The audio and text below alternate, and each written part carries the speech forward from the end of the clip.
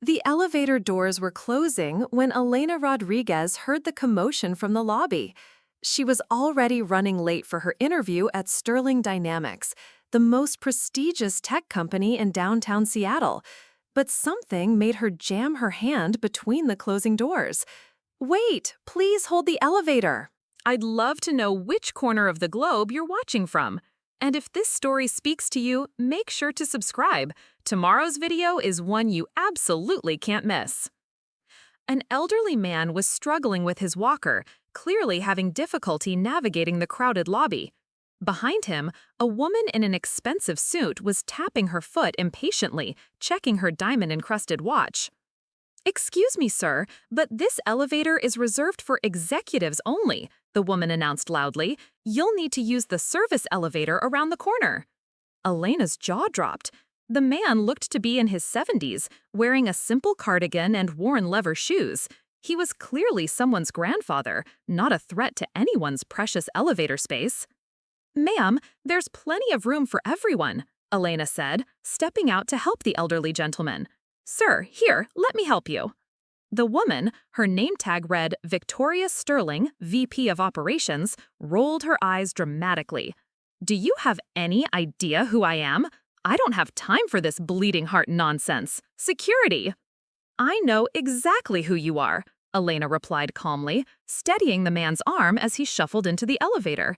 "You're someone who apparently forgot basic human decency somewhere between the ground floor and the executive suite." Victoria's face flushed red. "You have some nerve. What's your name? I'll make sure you never work in this building or anywhere else in this city." "Elena Rodriguez, and I'm here for an interview, so technically I don't work here yet." She pressed the button for the 15th floor. "Sir, which floor do you need?" 32nd floor, dear. Thank you for your kindness." The elderly man's eyes twinkled with amusement as he watched Victoria fume silently in the corner. When the elevator reached the 15th floor, Elena turned to the man. "I hope you have a wonderful day, sir. Don't let people like her discourage you." "Oh, I won't, my dear, and good luck with your interview. I have a feeling you'll do just fine." The doors closed, leaving Elena alone with her racing heart and the sinking realization that she might have just sabotaged her career before it even started. The Sterling Dynamics lobby was a marvel of modern architecture, floor-to-ceiling windows, polished marble floors, and digital displays showcasing the company's revolutionary software solutions. Elena had dreamed of working here since college, studying their innovative approaches to artificial intelligence and machine learning. Elena Rodriguez, a young man with perfectly styled hair and a crisp navy suit, approached her. "I'm Marcus Chen, Junior HR Associate. Ready for your interview?" Elena nodded, trying to push the elevator incident from her mind.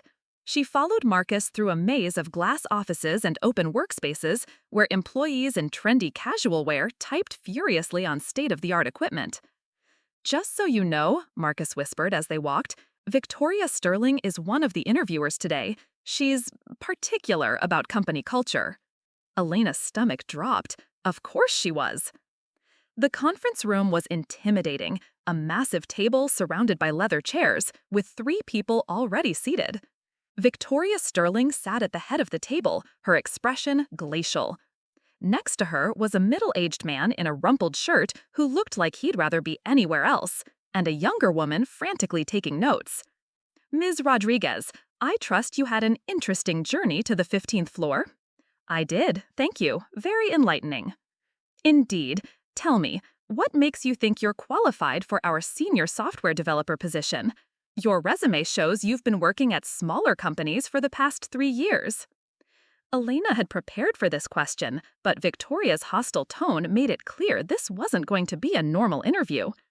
"I believe innovation comes from diverse perspectives and experiences. While I may not have worked at a Fortune 500 company, I've developed solutions for real-world problems that actually impact people's lives." "How noble," Victoria said sarcastically. "And I suppose you think of your charitable tendencies make you a better candidate?" The rumpled man, his nameplate read Dr. James Sullivan, CTO, cleared his throat. "Ms. Rodriguez, can you walk us through your approach to debugging complex algorithms?" For the next 20 minutes, Elena fielded technical questions with confidence, discussing her experience with machine learning frameworks and her innovative work on predictive analytics. Dr. Sullivan seemed genuinely impressed, nodding frequently and asking follow-up questions. But Victoria continued to interrupt with pointed questions about company loyalty and understanding hierarchy. One final question, Victoria announced. Our company culture is built on respect for authority and understanding one's place in the organization.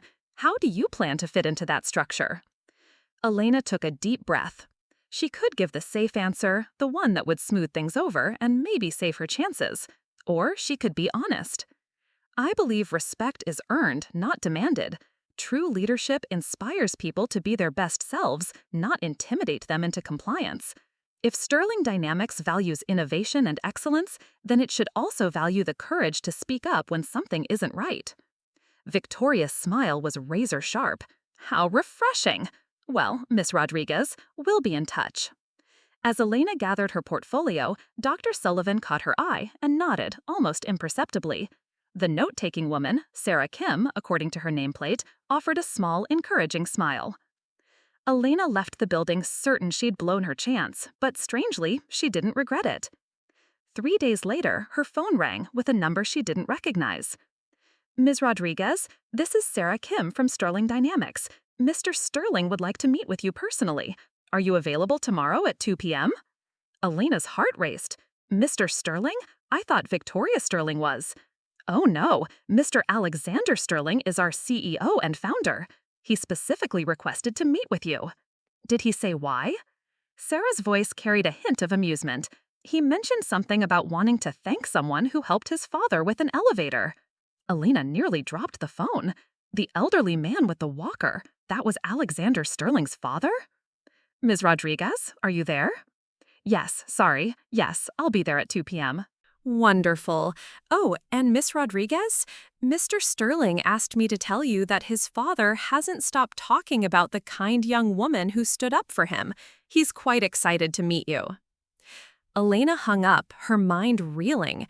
She'd helped the CEO's father without knowing who he was, stood up to what turned out to be the CEO's sister during her interview, and somehow, instead of blacklisting her, Alexander Sterling wanted to meet her personally.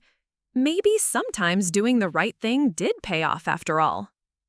The next afternoon, Elena found herself back in the Sterling Dynamics building, but this time she was escorted to the top floor, the executive level she'd never dreamed of seeing. The elevator ride felt surreal as she watched the floors tick by, 20, 25, 30. The 32nd floor was a different world. Instead of the sleek, modern aesthetic of the lower floors, this level felt warm and inviting. Rich wood paneling, comfortable seating areas, and family photos created an atmosphere more reminiscent of a family business than a tech giant. Miss Rodriguez? A woman in her 40s with kind eyes and a genuine smile approached. I'm Linda Martinez, Mr. Sterling's executive assistant. He's ready to see you now. Elena followed Linda down a hallway lined with awards and newspaper clippings chronicling Sterling Dynamics' rise from a small startup to a multinational corporation. At the end of the hall, massive double doors opened to reveal an office that took Elena's breath away.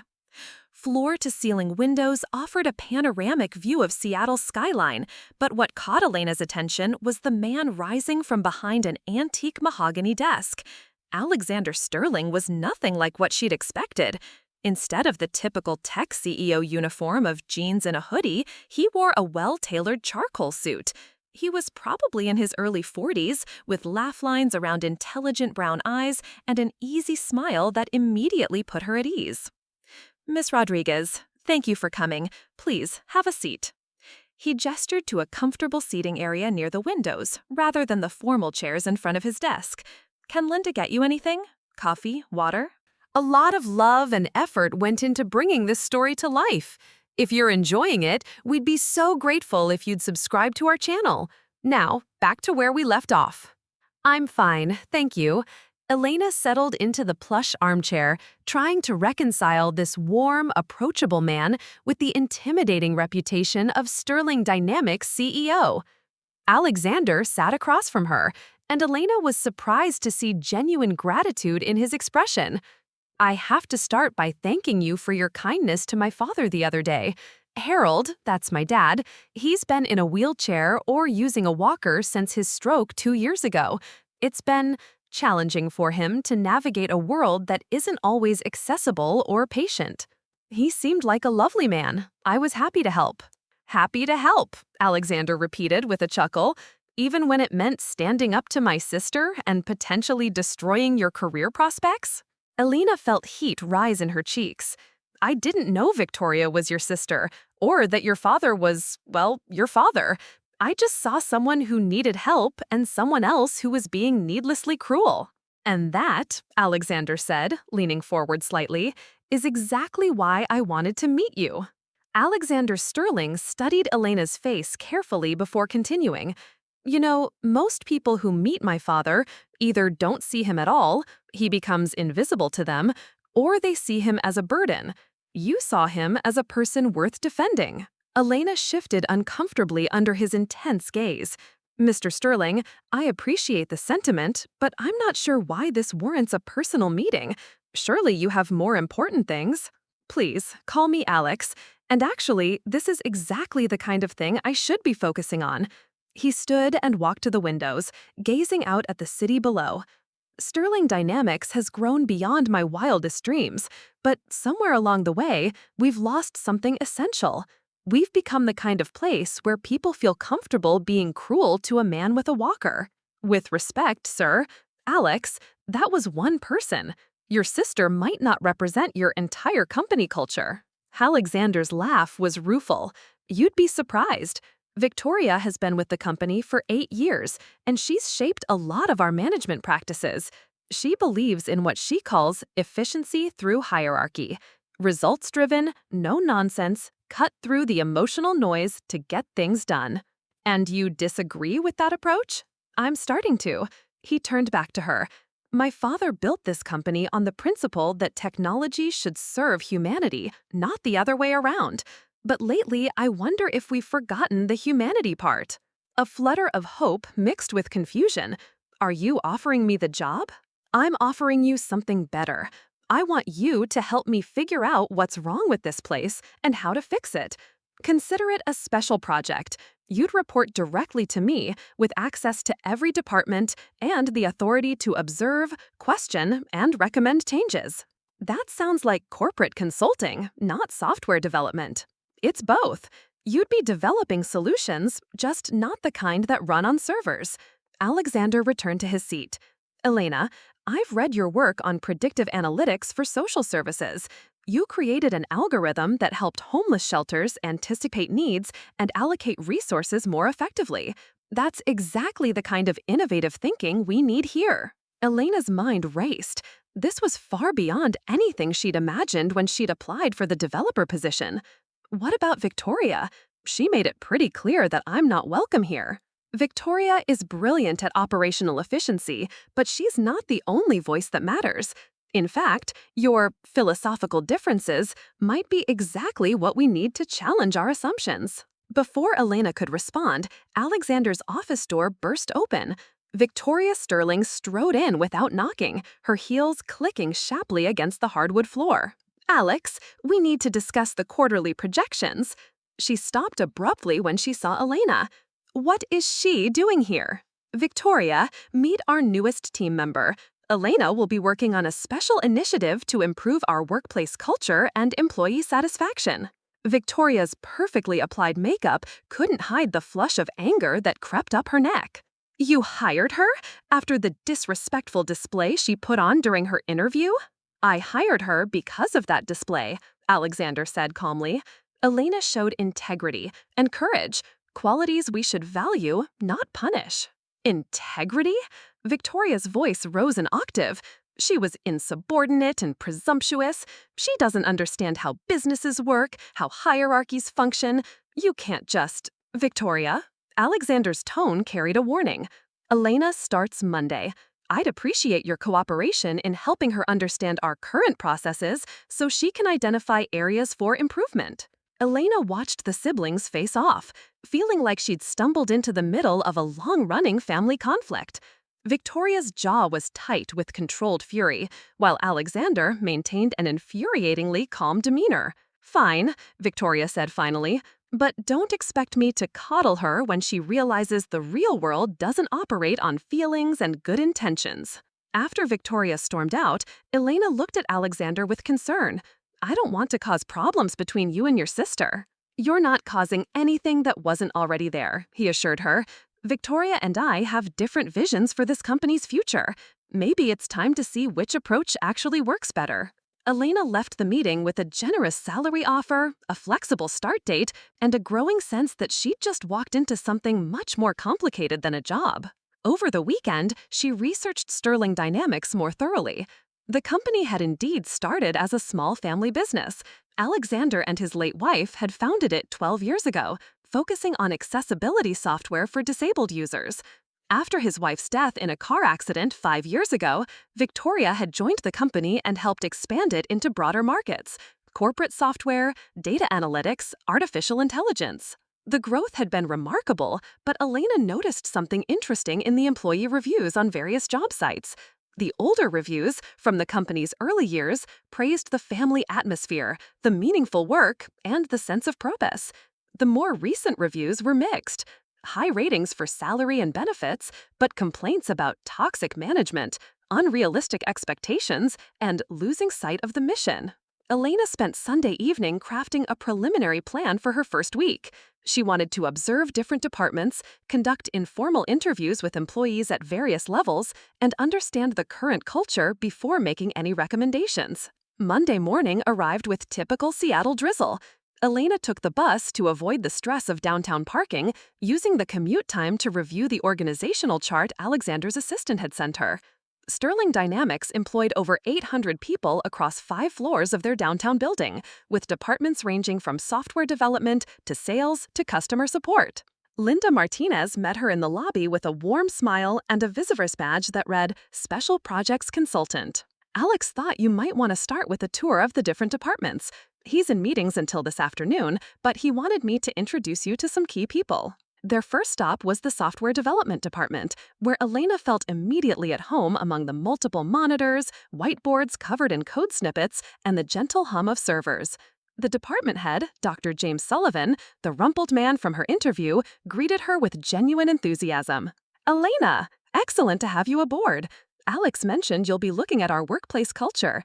To be honest, we could use some fresh perspective in that area." "What do you mean?" Elena asked. James lowered his voice. "Morale has been challenging lately. We've had some talented people leave for competitors, and those who stay seem increasingly stressed. Victoria implemented some new performance metrics last quarter that have everyone on edge." Elena looked around the space with new eyes. The developers were hunched over their keyboards, few were talking to each other, and the overall energy felt tense rather than collaborative.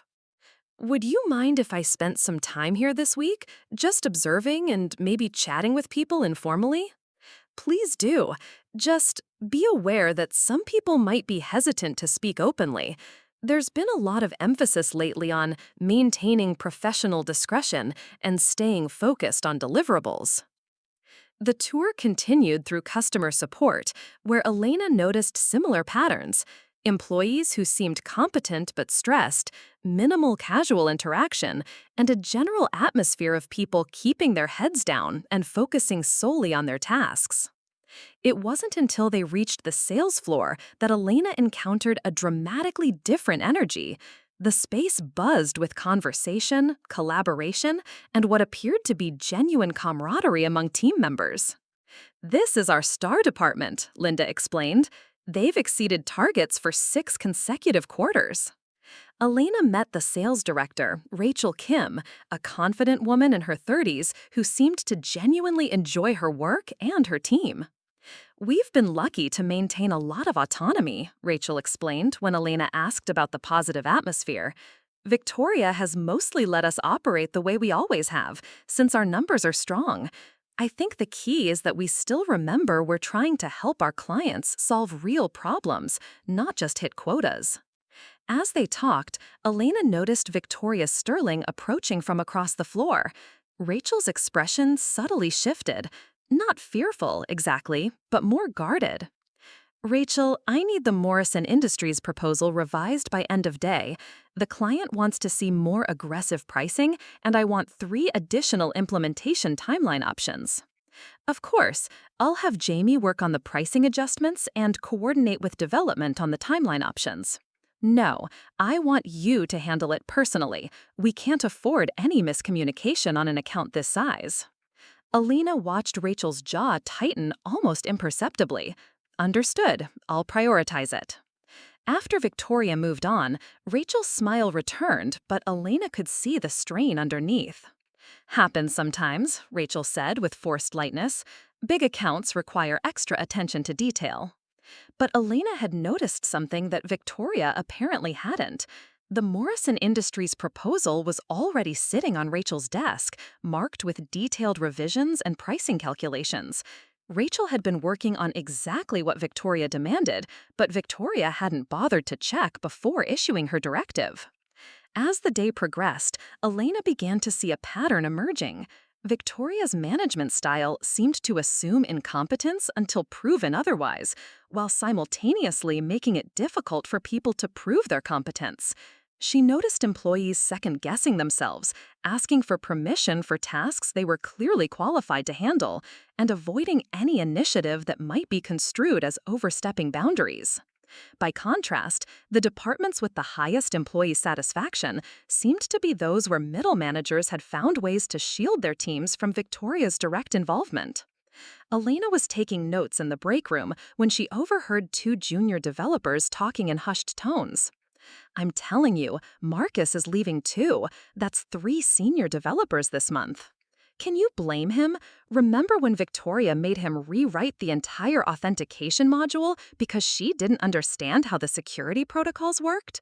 Shh, new girl's over there. Don't know if she's one of Victoria's spies or what.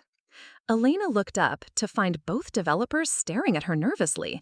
She offered a friendly smile. I'm Elena. I just started today, and I definitely don't spy on anyone. I barely understand the organizational chart yet. One of the developers relaxed slightly. Sorry, things have been tense lately. I'm Kevin. This is Sarah. Different Sarah from HR. Sarah Chen, not Sarah Kim. We've got a lot of Sarahs. Elena laughed. I understand the tension. Starting at a new place is always nerve-wracking. Is there anything specific that's been bothering people, or just general adjustment stress? Kevin and Sarah exchanged glances. Sarah spoke carefully. It's probably just the usual growing pains. You know how companies expand, processes change, expectations shift. Elena could tell there was much more they wanted to say, but didn't feel safe expressing.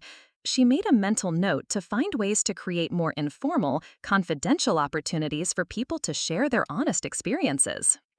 As her first day wound down, Elena realized she was witnessing something more complex than simple workplace dysfunction. Sterling Dynamics wasn't just dealing with management problems. It was caught in a fundamental identity crisis between 2 competing visions of what the company should be. The question was whether those visions could coexist, or if one would ultimately have to prevail. 2 weeks into her role at Sterling Dynamics, Elena had developed a routine of arriving early to observe the company's natural rhythms before the day's official chaos began.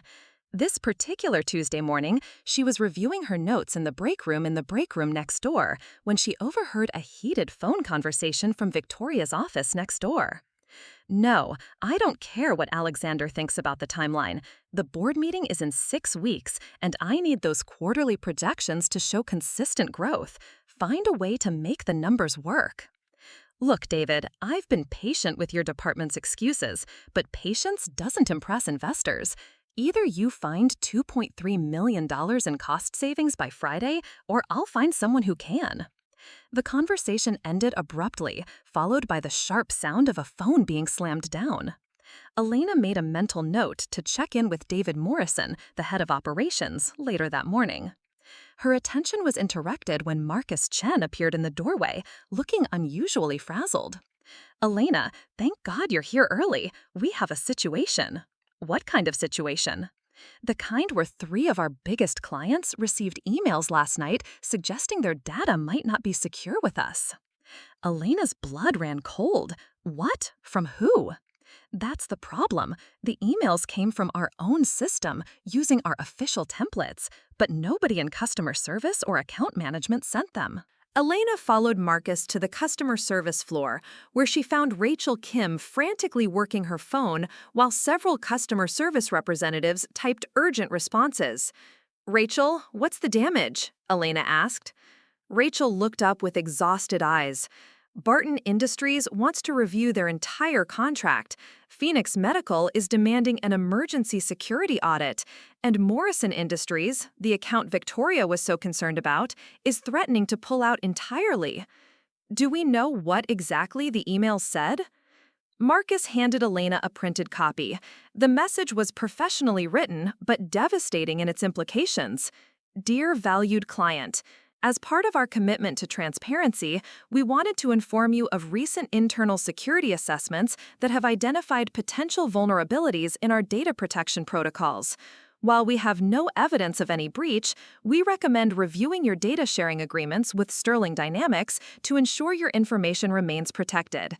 We appreciate your patience as we work to address these concerns. Sterling Dynamics Customer Care Team." "This is sophisticated," Elena muttered, studying the message. "It sounds helpful and transparent, but it's actually designed to create maximum panic." "The technical team is trying to trace how these got sent, but the digital signature checks out. Whoever did this had legitimate access to our email system," Marcus explained. Elena's mind raced. Who has admin access to the customer communication system? "Management level and above, plus the customer service supervisors, and—" Marcus paused, his expression troubled. "And?" "The system was upgraded last month. Victoria insisted on having override access to all customer communications for quality control purposes." Rachel looked up sharply. "You're not suggesting Victoria sent these?" "I'm not suggesting anything," Elena said carefully, "but we need to investigate all possibilities. Marcus, can you pull the access logs for last night?" "Already on it. Though if someone used Victoria's credentials, this could get very complicated very quickly." As if summoned by their conversation, Victoria herself appeared, striding onto the customer service floor with her usual authoritative energy. "I just heard about the client's situation. Rachel, I need a full damage assessment and recovery plan on my desk within the hour." "Victoria," Elena interjected, "we're still investigating how these emails were sent. It might be better to wait until—" "I don't recall asking for your input," Victoria cut her off sharply. "This is a crisis management situation, not a consulting project." Elena watched Victoria's performance carefully. For someone whose department was potentially facing a security breach, she seemed remarkably composed, almost as if she'd been expecting this crisis. "Of course," Elena said smoothly. "I was just wondering if you'd noticed anything unusual with the email system lately. Any unauthorized access attempts or suspicious activity?" Victoria's eyes narrowed slightly. "Are you implying I'm somehow responsible for this disaster?" "Not at all. I'm trying to understand how someone gained access to our client database and email templates. As someone with administrative privileges, you might have insights into potential security gaps." The tension in the room was palpable. Rachel and Marcus exchanged glances, while other employees tried to look busy while obviously listening. "My credentials are secure," Victoria said icily. "Perhaps you should focus on actual solutions instead of conspiracy theories." After Victoria left, Elena noticed something interesting. Rachel's computer screen showed a draft email to Morrison Industries, time-stamped from the previous evening. But according to Rachel, she'd left the office at 6 p.m. yesterday. "Rachel, did you work late last night?" "No, I had dinner with my sister. Why?" Elena pointed to the screen. "This draft shows activity on your account at 9:47 p.m. Rachel's face went pale. "That's impossible. I never wrote that draft." She opened the message, and her expression grew even more concerned. Elena, this email is offering Morrison Industries a 40% discount on their renewal. That would put us below cost. I would never suggest something like this. Don't send it, Elena said quickly, and don't delete it either. We need to preserve this as evidence. Marcus appeared at Elena's shoulder. The access logs are interesting. Victoria's credentials were used to send the security scare emails, but the timestamp shows she was logged in continuously from 7 p.m. to 11 p.m. last night. Continuously? Like someone was actively working the entire time, not just sending a few quick emails. Elena's suspicions were growing, but she needed more evidence. Marcus, can you check if anyone else was in the building last night? Security footage, keycard logs? Good thinking. Give me 20 minutes. While Marcus investigated, Elena decided to do some digging of her own. She made her way to David Morrison's office, finding the operations head surrounded by spreadsheets and looking like he hadn't slept. David, rough morning? He looked up with weary eyes. Elena, right? Special projects? Yeah, rough doesn't begin to cover it. First, Victoria demands I find $2.3 million in savings by Friday.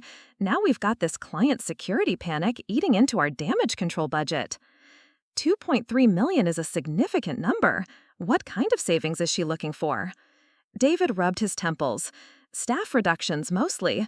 She wants me to identify redundant positions and efficiency improvements. But honestly, we're already running pretty lean. The only way to hit those numbers would be to cut people who are actually essential.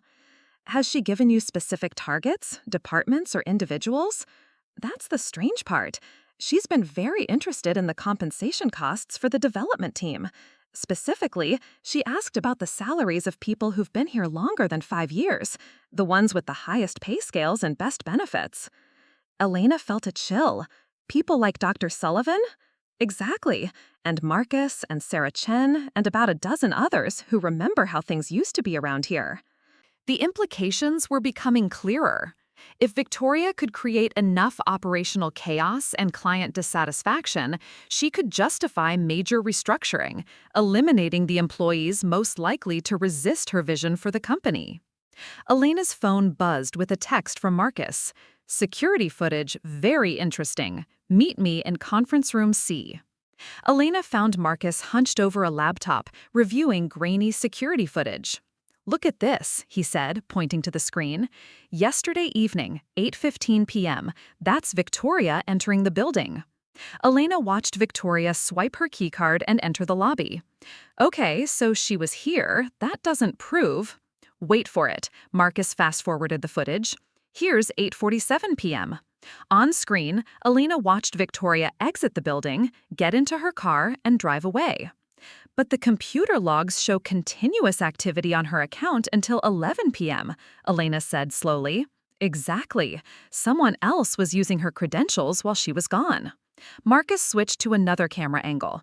And here's the really interesting part. Look who enters the building at 9:15 p.m. Elena leaned closer to the screen, but the figure entering through the side entrance was partially obscured by shadows. I can't make out who it is. Neither could I, until I enhanced the image.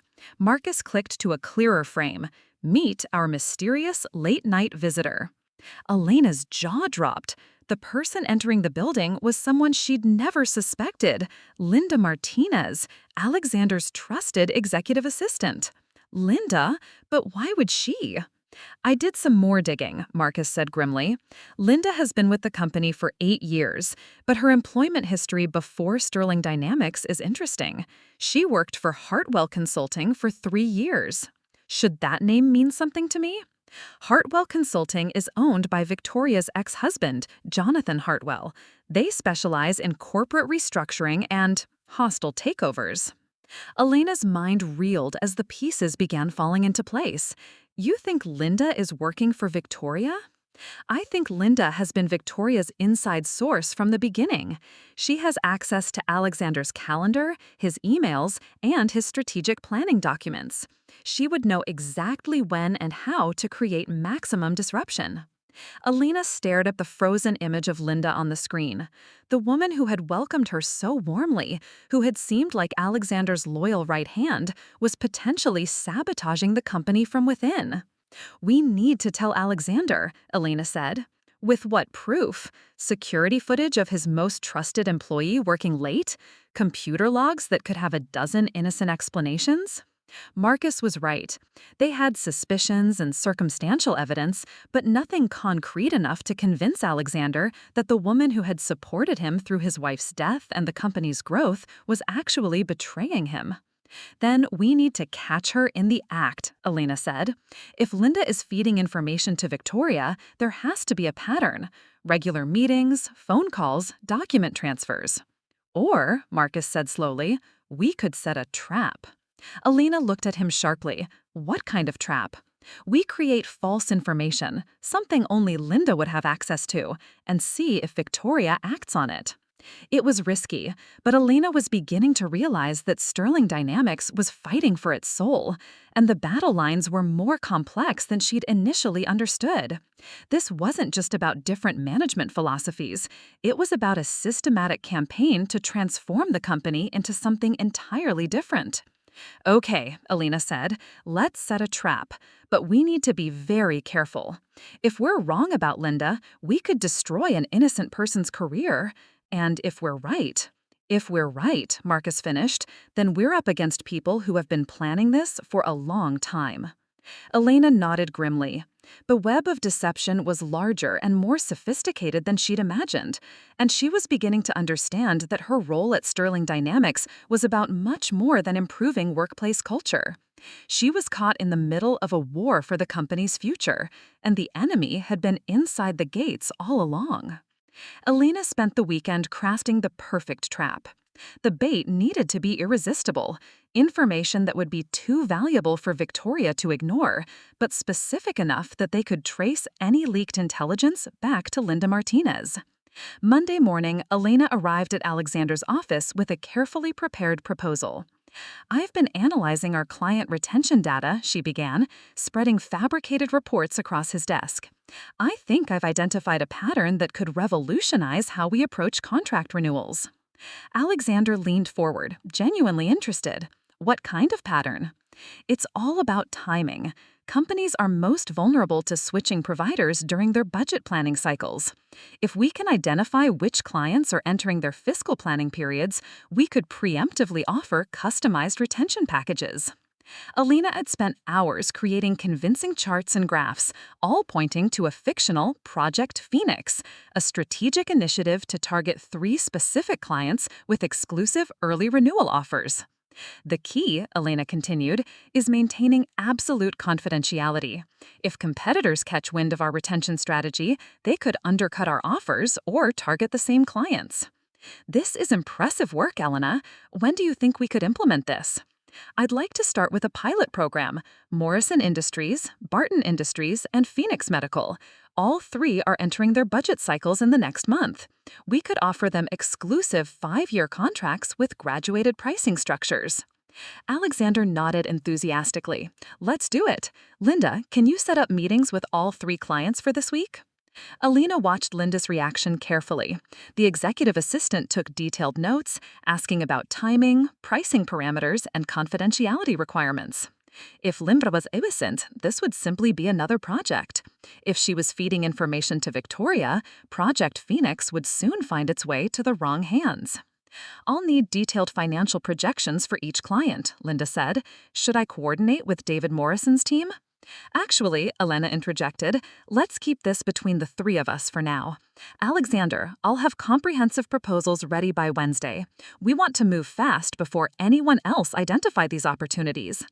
Linda nodded, but Elena caught a flicker of something in her expression. Disappointment? Frustration?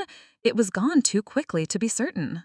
That afternoon, Elena found herself in an unexpected alliance. Dr. James Sullivan approached her in the break room, looking unusually serious. Elena, I need to talk to you about something sensitive. They moved to his office, where James closed the door and lowered his voice.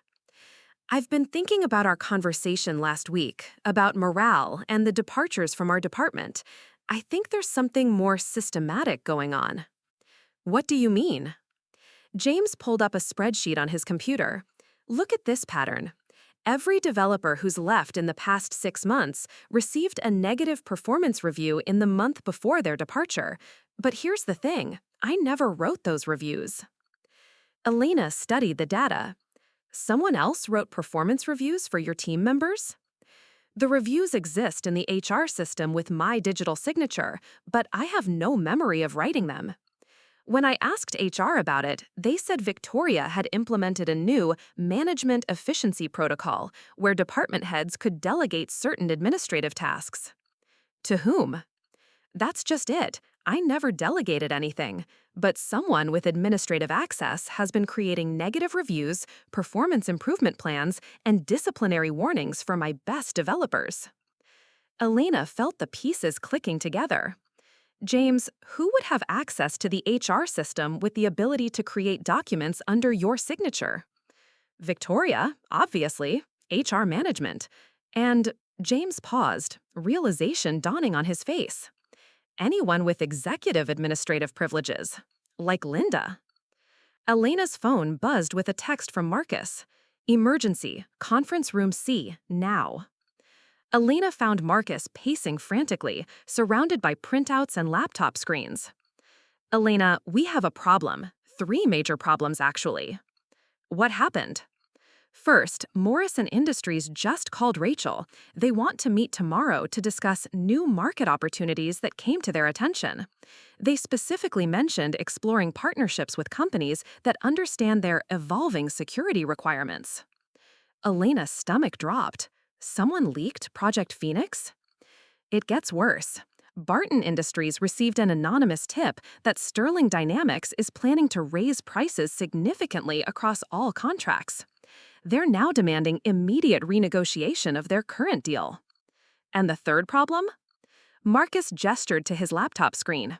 Phoenix Medical just announced they're switching to Hartwell Consulting for their data management needs.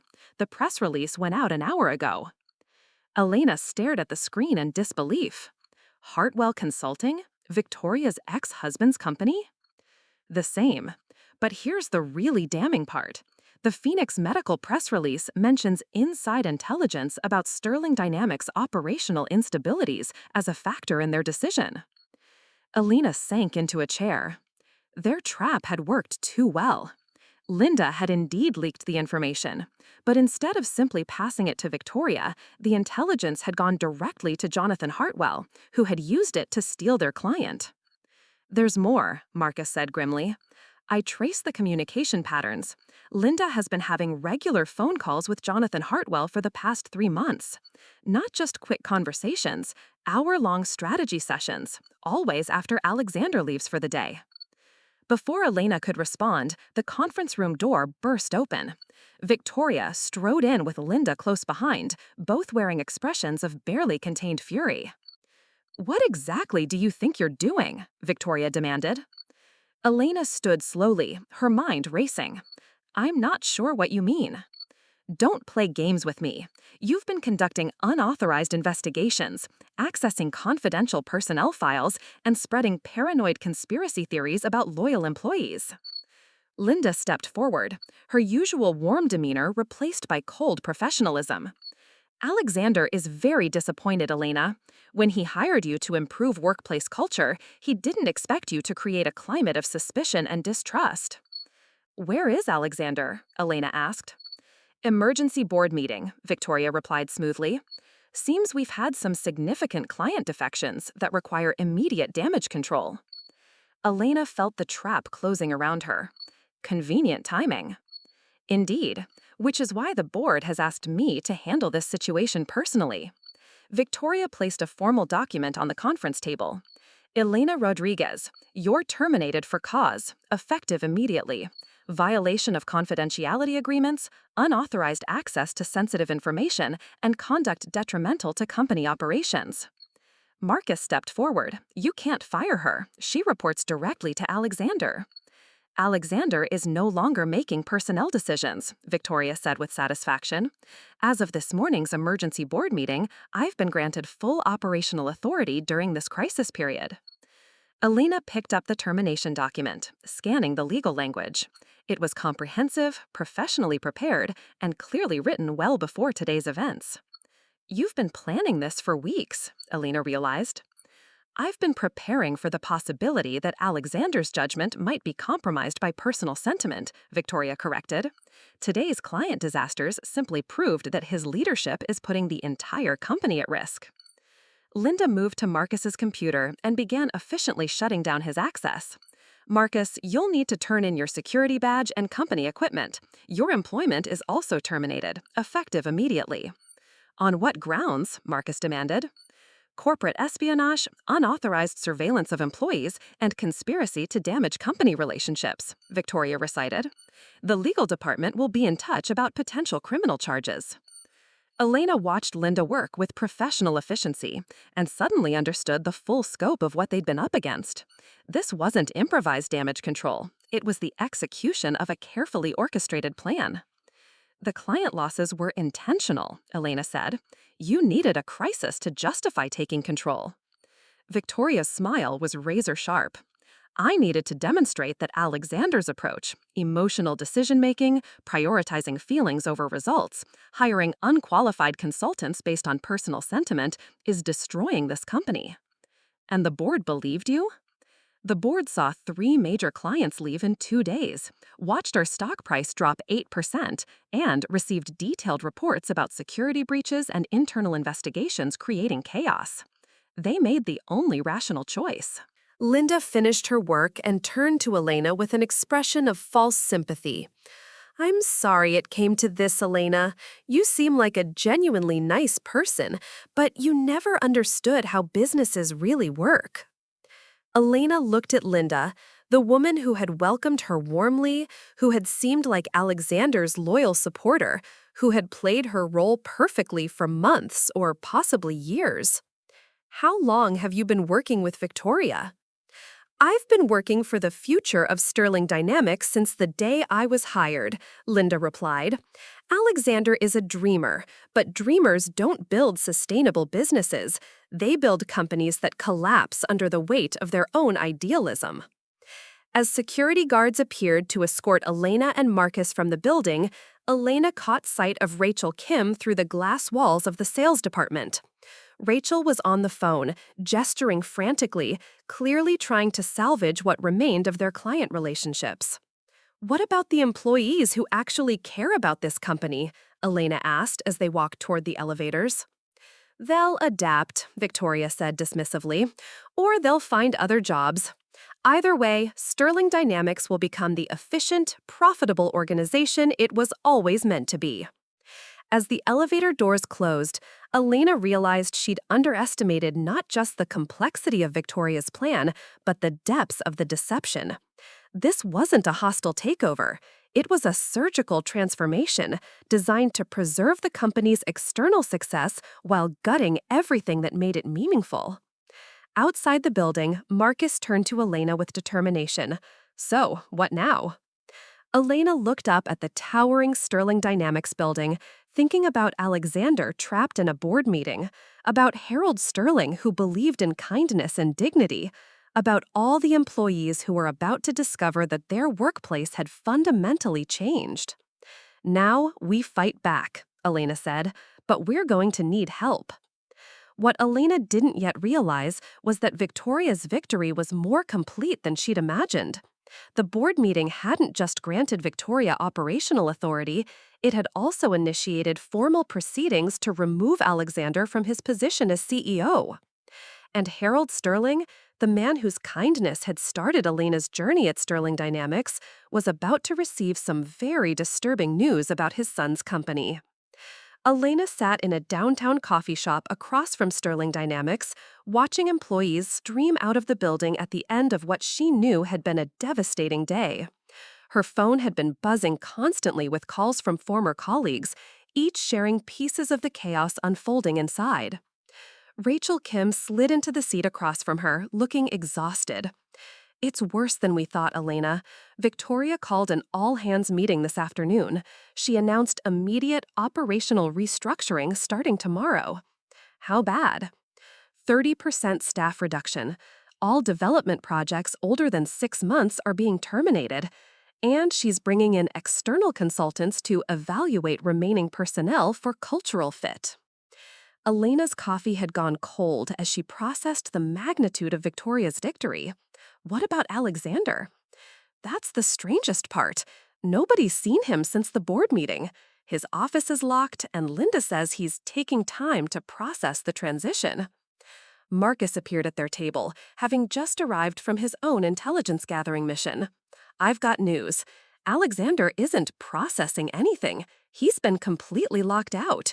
Victoria had IT disable his access to all systems, including email and building security.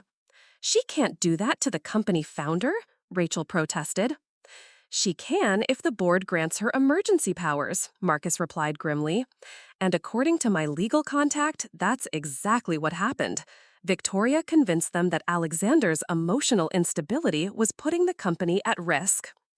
Elena stared out the window at the building where just days ago she'd felt hopeful about making a positive difference. We need to get to Alexander. He doesn't know about Linda's betrayal or the systematic sabotage. If he understood what really happened. How? Rachel interrupted. Victoria has him completely isolated. He's probably at home wondering how everything fell apart so quickly. Elena's phone rang with an unknown number. She hesitated, then answered. Elena Rodriguez? This is Harold Sterling. I believe we met in an elevator. Elena's heart jumped. Mr. Sterling, yes. How did you get my number? I have my ways, dear. More importantly, I need to speak with you urgently. Can you meet me at Riverside Park in 20 minutes? The bench by the fountain. Elena exchanged glances with Marcus and Rachel. Is everything all right, sir? No, my dear.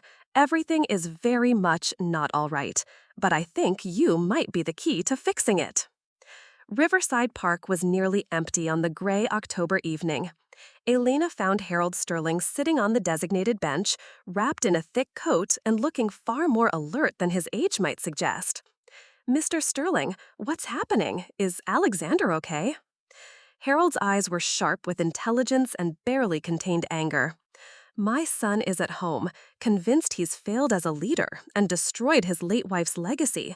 Meanwhile, my company, the company my family built on principles of decency and dignity, is being systematically dismantled by a woman who should never have been trusted with a custodial job, let alone operational control. Elena sat beside him, startled by the vehemence in his voice. You know about Victoria's takeover? I know far more than Victoria realizes, Harold said. The advantage of being dismissed as a senile old man is that people forget you still have functioning ears and a lifetime of business experience.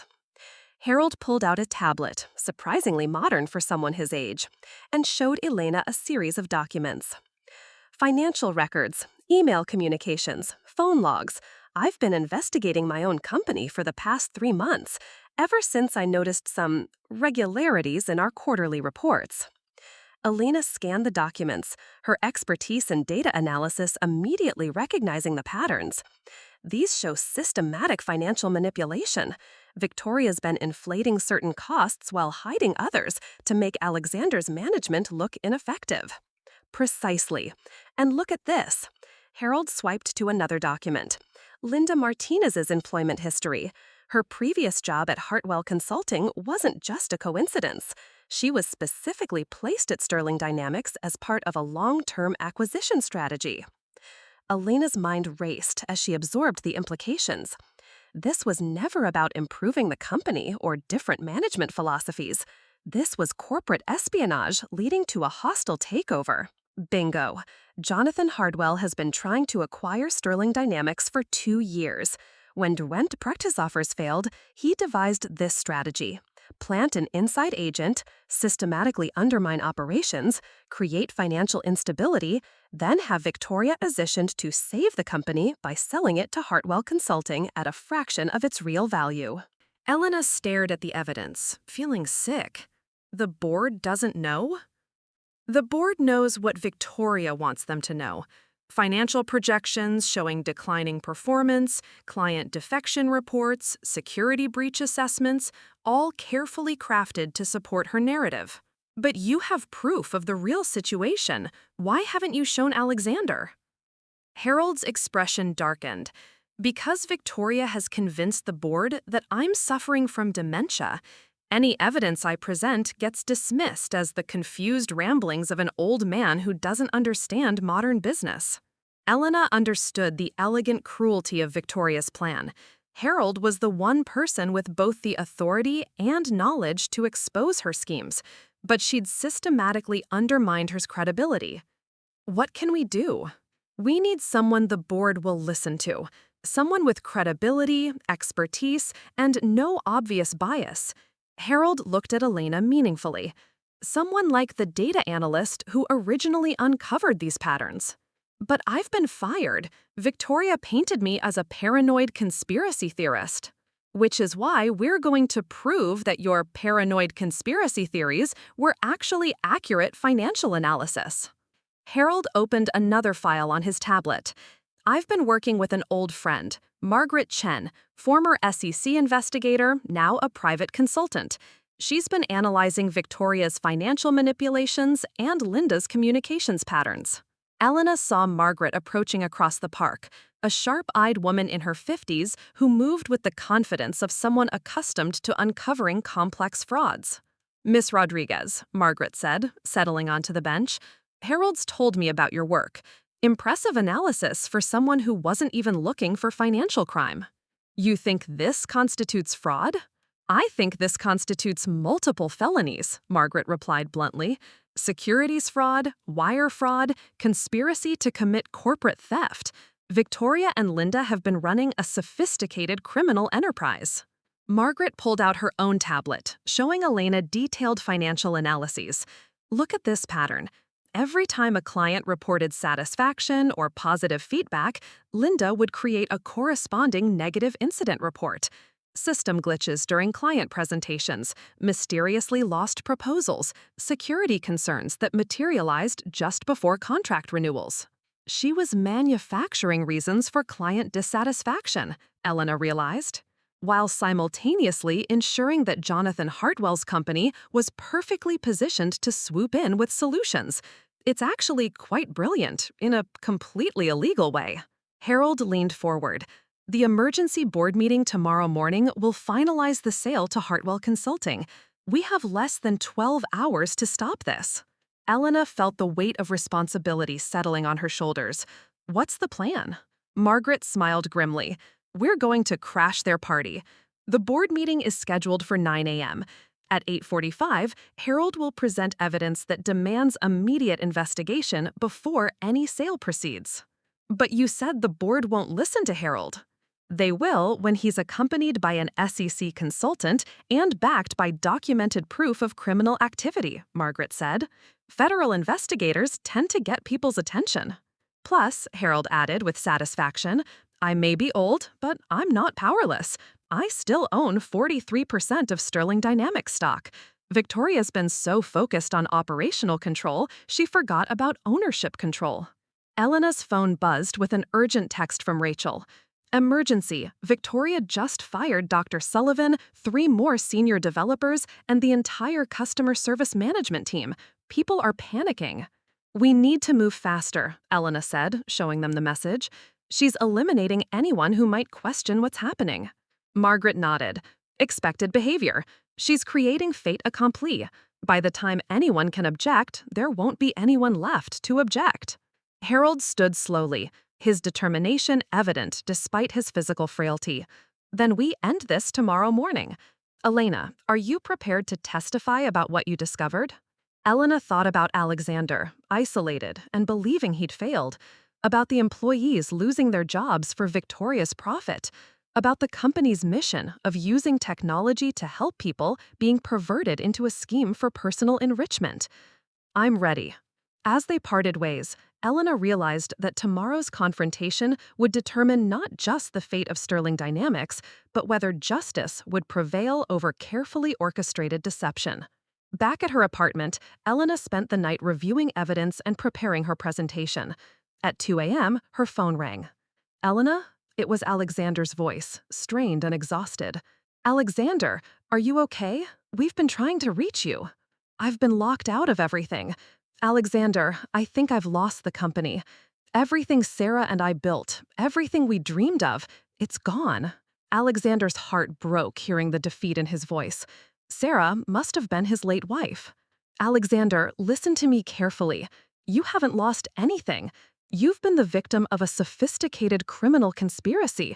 Your father has proof, and tomorrow morning, we're going to expose the truth.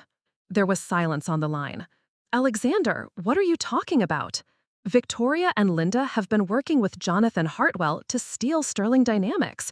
The client losses, the financial problems, the board crisis, it was all manufactured. Tomorrow at the board meeting, we're going to prove it. How is that possible? Meet us at the office at 8:30 a.m. Come in through the parking garage. Victoria probably has the front entrances monitored.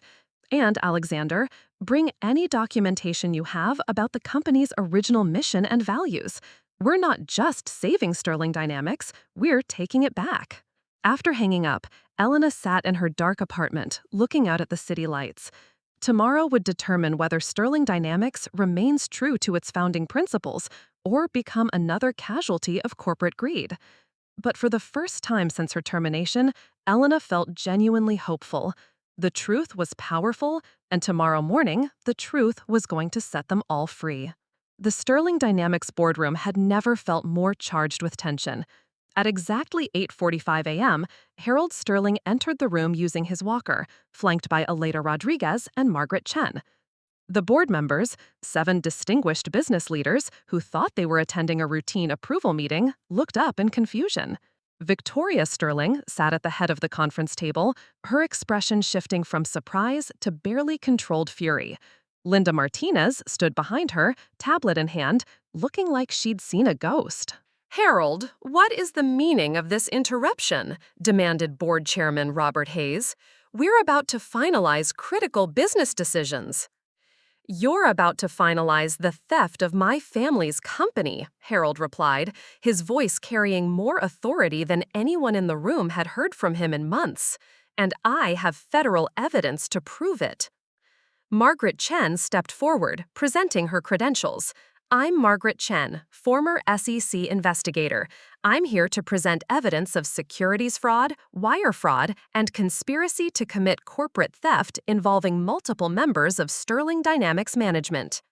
The room erupted in shocked murmurs. Victoria stood abruptly. "This is preposterous.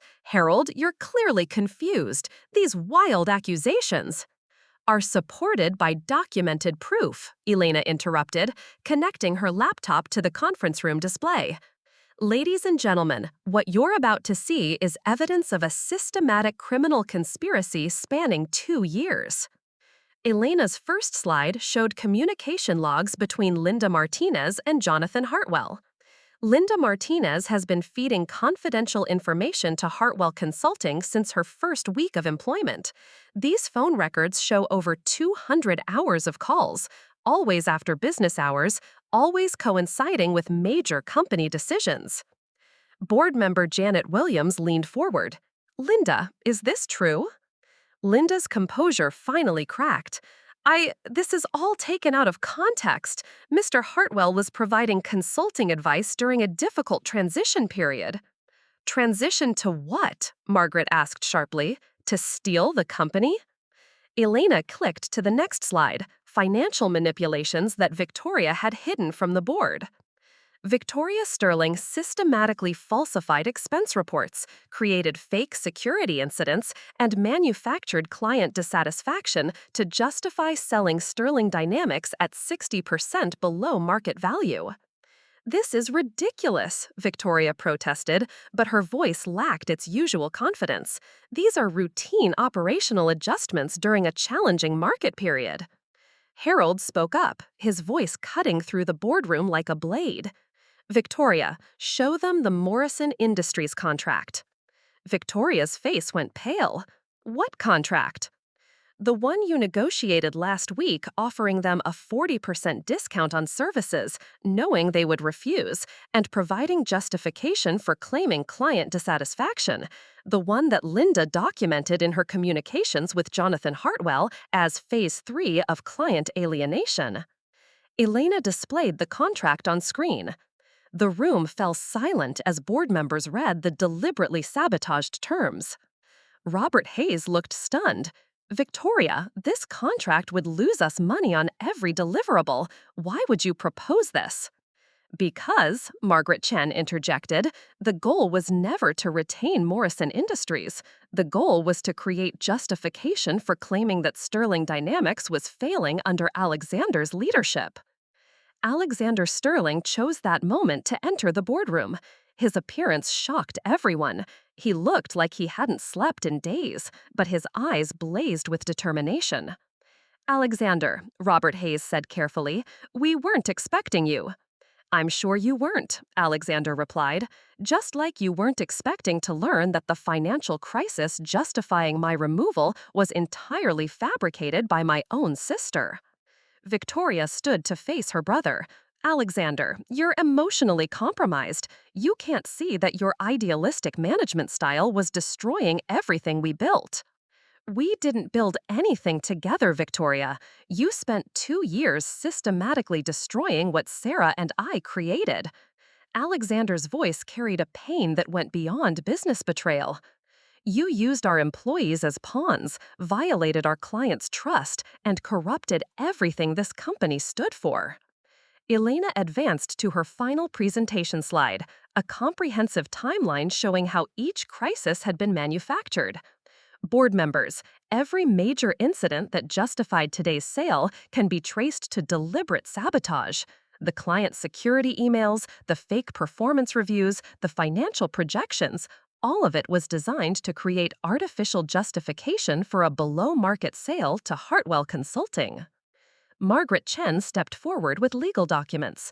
I've already filed preliminary reports with the SEC and FBI. Federal investigators will be here within the hour to begin formal interviews. Linda Martinez suddenly grabbed her purse and headed for the door. I need to make a phone call. Linda, Harold said quietly, I wouldn't recommend contacting Jonathan Hartwell right now. His offices were raided by federal agents 30 minutes ago. Linda stopped in her tracks, her face crumbling as the reality of her situation hit her. Board member David Park looked around the room in shock. Are you telling us that we've been manipulated into approving the sale of our own company to criminals? That's exactly what we're telling you, Elena confirmed. And if this sale had gone through, every board member would have been complicit in securities fraud. Victoria made one last desperate attempt to maintain control. This is all speculation and conspiracy theories. Jonathan Hartwell is a respected businessman, and his acquisition offer represents genuine market value.